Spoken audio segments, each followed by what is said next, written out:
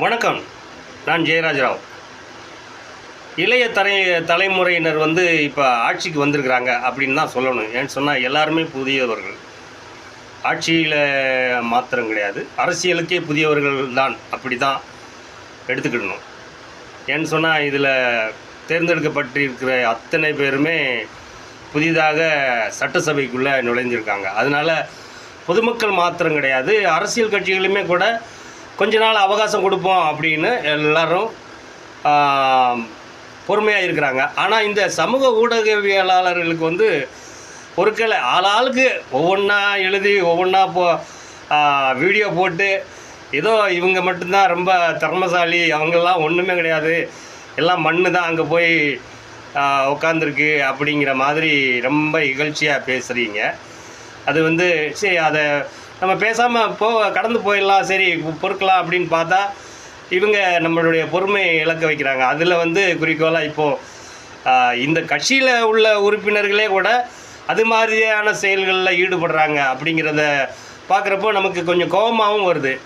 நமக்கு கோபம் என்ன ஆகுது, ஒன்றும் செய்ய முடியாது. ஆனால் இவங்கெல்லாம் அடங்கணும். எப்படின்னு சொன்னால், அவர் முதல்வர் விஜய்க்கு நீங்கள் ஆதரவாக இருக்கிறத விட்டுட்டு அவருக்கு இடைஞ்சலை ஏற்படுத்துகிற மாதிரியும் பின்வடைவு ஏற்படுத்துகிற மாதிரியும் நீங்கள் நடந்துக்கிறீங்க. அதில் 1-2 சாம்பிள் அப்படின்னு சொன்னால் வரிசையாக அவங்க பேரை வாசிக்கும் போதே வீடியோ முடிஞ்சு போகும், அப்புறம் தள்ளி விட்டு போயிடுவீங்க.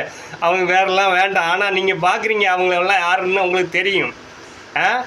ஒருத்தன் சமூக ஊடகத்தில் போடுறான், வீடியோ போடுறான்.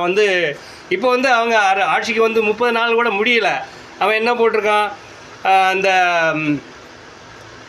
தொழில்துறை அமைச்சர் கீர்த்தனா அவங்க எல்லாத்தையும் ஆந்திராவுக்கு கடத்திட்டாங்க. ஐயோ, அவங்க 30 நாள் தான் ஆச்சு.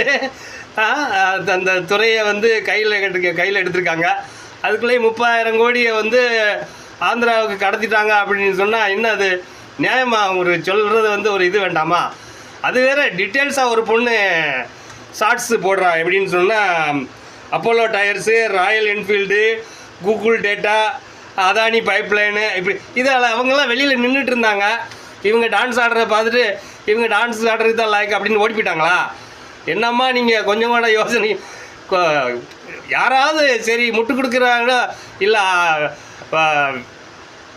குற்றம் சுமத்தணும் அப்படின்னு சொன்னால் நீங்கள் உங்கள் இஷ்டத்துக்கு நோக்கத்துக்கு குற்றம் சுமத்துவீங்களா? அப்புறம் இன்னொருத்தர் அந்த போலீஸ்காரரே மிரட்டுறாரு. அவர் கண்ணு உருட்டுற பார்த்தா நமக்கே பயமாக இருக்குது.